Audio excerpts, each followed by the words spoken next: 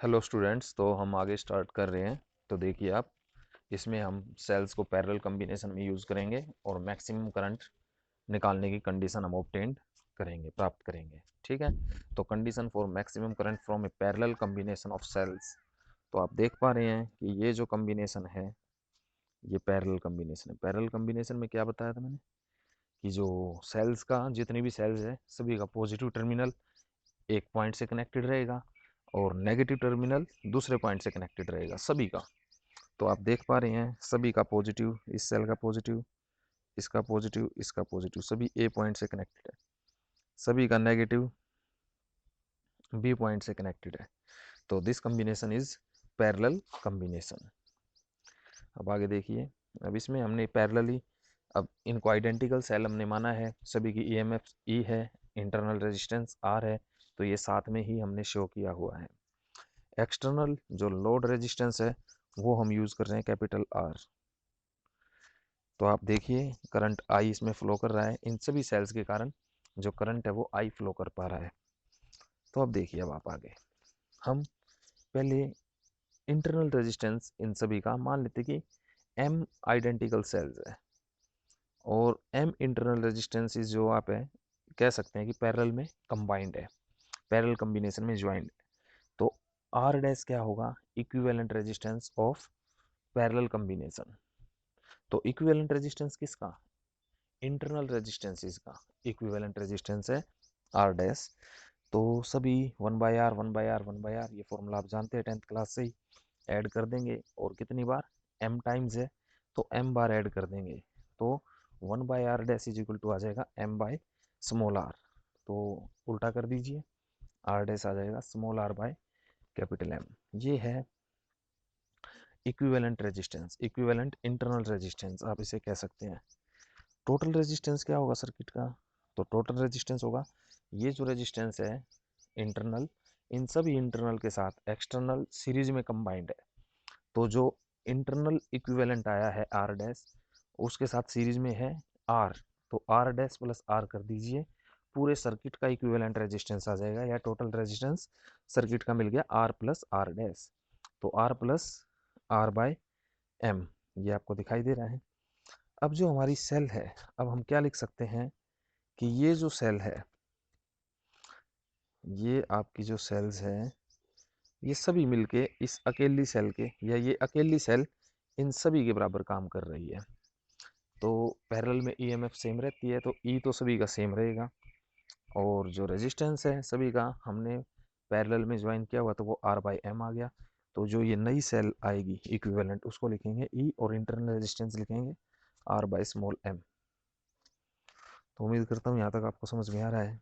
तो इस सर्किट को ऐसे आप दिखा सकते हैं, ये पूरा सर्किट रिप्रेजेंट कर सकते हो आप ऐसे, इस सर्किट को ऐसे रिप्रेजेंट करिए। अब देखिए आगे, तो हमें टोटल रेजिस्टेंस भी पता चल गया। अब टोटल ईएमएफ सेम रहती है, तो पैरेलल कॉम्बिनेशन है तो वो ई ही रहेगी।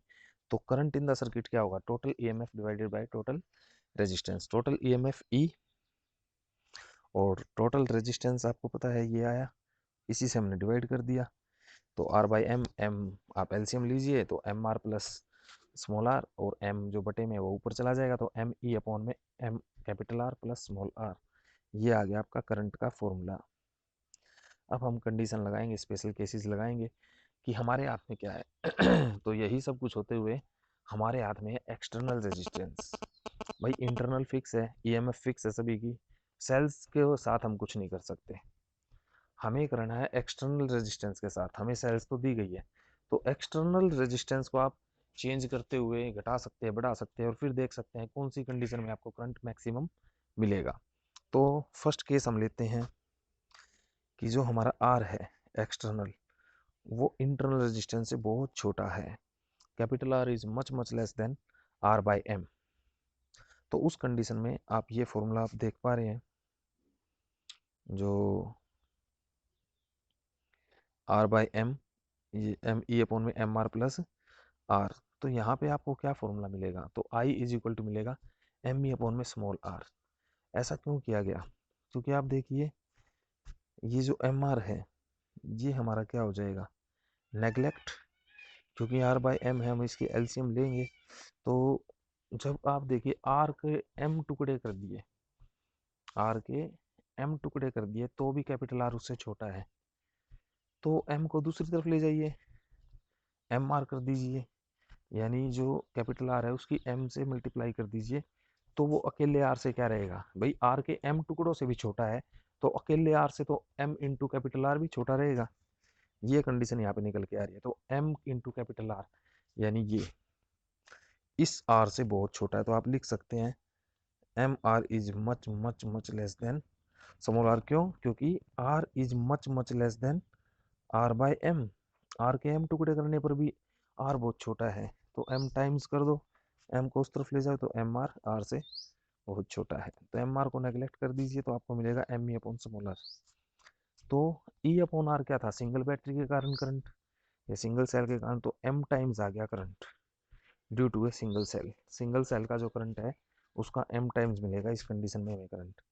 और अगर external resistance R by M से बड़ा हो जाए तो एम आर तो और भी बड़ा हो जाएगा आर से, तो उस कंडीशन में आर बाई एम को नेगलेक्ट कर देंगे, यानी यहाँ पर इसको नेगलेक्ट कर दीजिए, ई बाई आर जो कि सिंगल सेल का करंट है।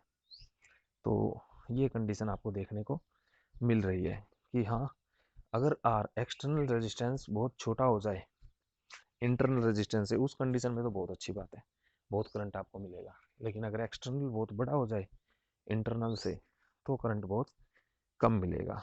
तो पैरेलल कम्बिनेशन में हमें ऐसा यूज, पैरेलल कम्बिनेशन का तब यूज करना चाहिए, सेल्स को पैरेलली तब ज्वाइन करके यूज करना चाहिए जब एक्सटर्नल रेजिस्टेंस इंटरनल से छोटा हो, तो आपको करंट मैक्सिमम मिलेगा। ओके, और बहुत छोटा होना चाहिए। तो उम्मीद करता हूँ यहाँ तक आपको समझ में आ गया। अब आगे देखिए, ये है mixed grouping, mixed grouping of cells. इसमें देखिए आप देख पा रहे हैं कि केवल इस पोर्शन को देखें तो सीरीज सेल, सीरीज ग्रुपिंग है, इसको देखें सीरीज है, लेकिन इस डायरेक्शन में देख रहे हैं सीरीज, और इस डायरेक्शन में देख रहे हैं तो पैरेलल। तो पैरेलल और सीरीज दोनों ही कॉम्बिनेशन इसमें यूज किए गए हैं।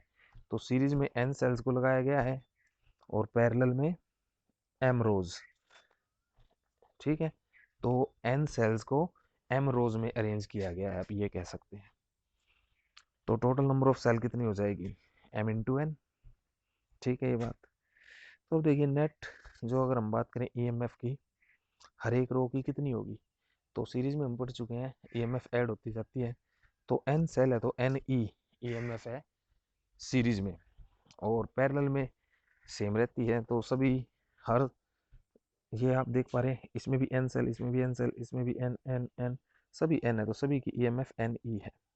और पैरेलल में वोल्टेज सेम रहती है, तो पैरेलल में एन ई ही रहेगी।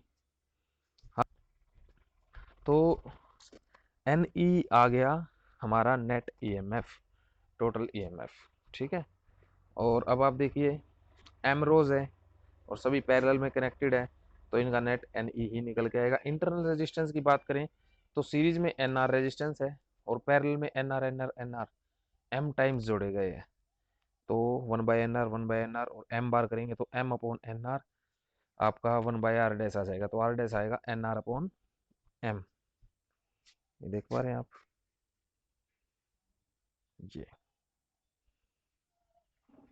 तो टोटल रेजिस्टेंस जो एक्सटर्नल लोड है वो भी तो ऐड करो, तो वो भी ऐड कर दो आर डैश में, तो capital R plus R dash, तो R plus N R upon M, ये आ गया टोटल रेजिस्टेंस। टोटल ईएमएफ आ गई एन ई, करंट आ गया I is equal to total EMF upon total resistance, तो एन ई अपॉन में R plus N R upon M.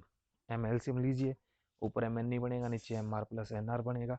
अब हम फिर से करंट की मैक्सिमम कंडीशन निकालते हैं। तो आपको पता करंट मैक्सिमम कब होगा, जब M R plus N R minimum होगा, जो बटे वाली डिनोमिनेटर में जो संख्या है वो जितनी छोटी होगी करंट उतना बड़ा होगा।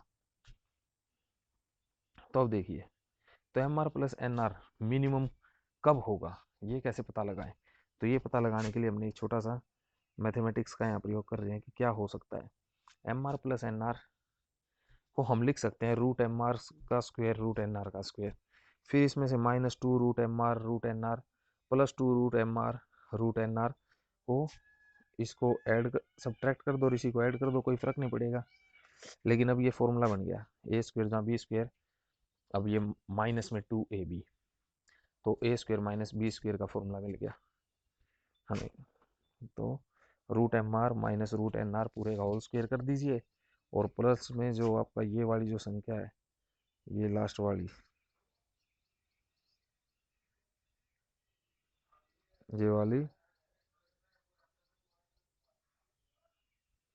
ये वाली ऐसे कैसे यहाँ लिख दी। ठीक है, तो अब देखिए, अब आपको मिल गई कंडीशन, अब हमें कंडीशन मिल गई। अब हमें ये दिखाई दे रहा है साफ तौर पे कि जो आपका ये वाली जो संख्या है M R minus root N R, इसको अगर हम जीरो भी कर दें तो भी हमें ये बचा हुआ मिलेगा। तो ये जीरो कब होगा, जब root M R minus root N R बराबर हो जाए, या जीरो के बराबर रख दो।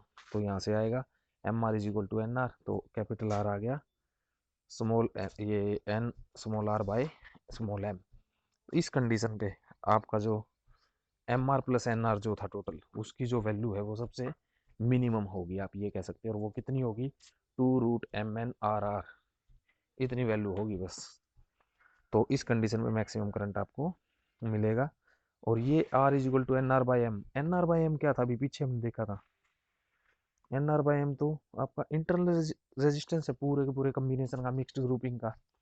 तो एक्सटर्नल जो रेजिस्टेंस है, उसका रेजिस्टेंस, जब एक्सटर्नल लोड का रेजिस्टेंस इंटरनल रेजिस्टेंस के इक्वल होगा, यानी इक्विवेलेंट जो इंटरनल रेजिस्टेंस है, यानी टोटल इंटरनल रेजिस्टेंस जितना, उसके जब बराबर हो जाएगा एक्सटर्नल रेजिस्टेंस, उस कंडीशन में करंट मैक्सिमम मिलेगा मिक्स्ड ग्रुपिंग में। तो बच्चों, यहाँ तक आपको करना है आज, ये आपका टॉपिक आज कंप्लीट कीजिए, फिर हम अगला टॉपिक करेंगे। Thank you.